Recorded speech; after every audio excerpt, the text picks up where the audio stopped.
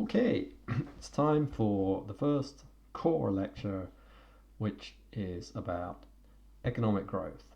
So this is really just laying the foundation for the work we're going to do later on environment, natural resources, pollution, etc.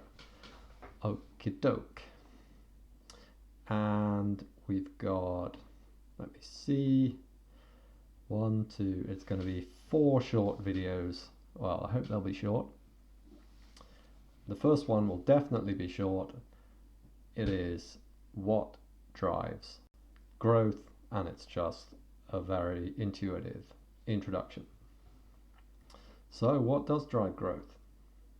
Well, could it be accumulation of production factors?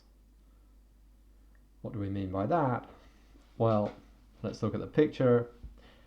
Here's one production factor you could argue is labor, but we're interested in growth per capita, per person, or per worker. So adding more workers isn't going to help. So let's just focus on one worker.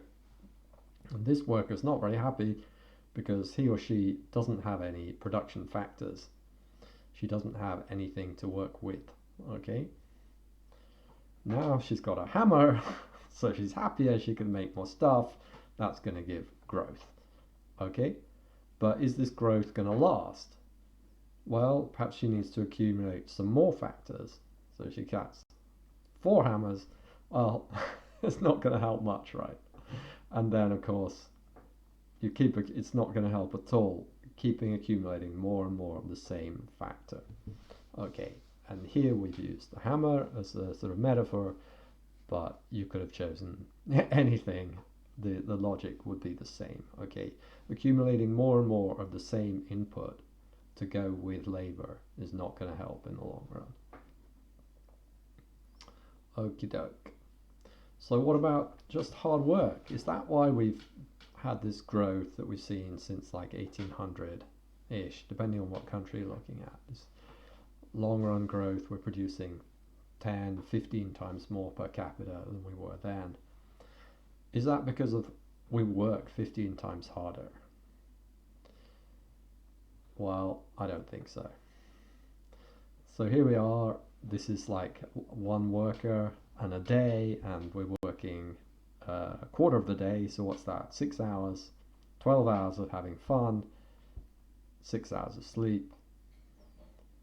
Oh, let's double the amount of work we do, add another 50%.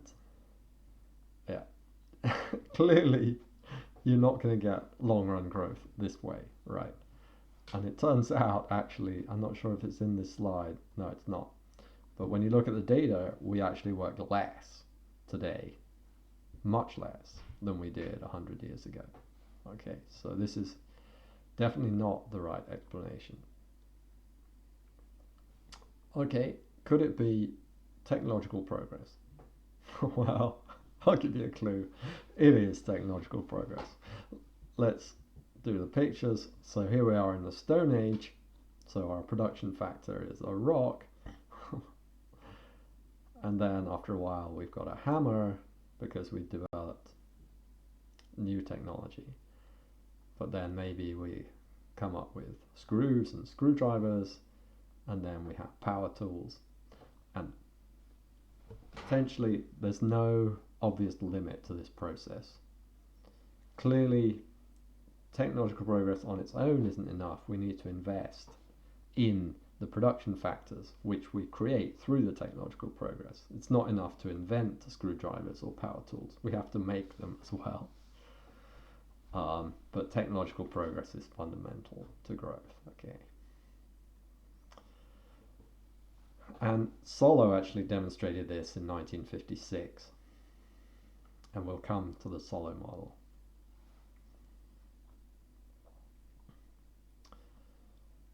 Solow's model is in continuous time, but our pictures suggest a simple approach in discrete time with technology vintages, in which each newly discovered technology is implemented through investment in new capital, replacing the old. So we can imagine a model with periods of discovery, investment in the new capital production, new discovery, new investment, new production.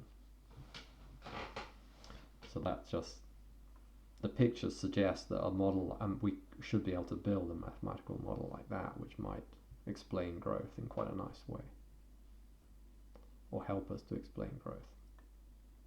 Oh, I said it would be a short video. Let's see if I can stop it now with this shortcut.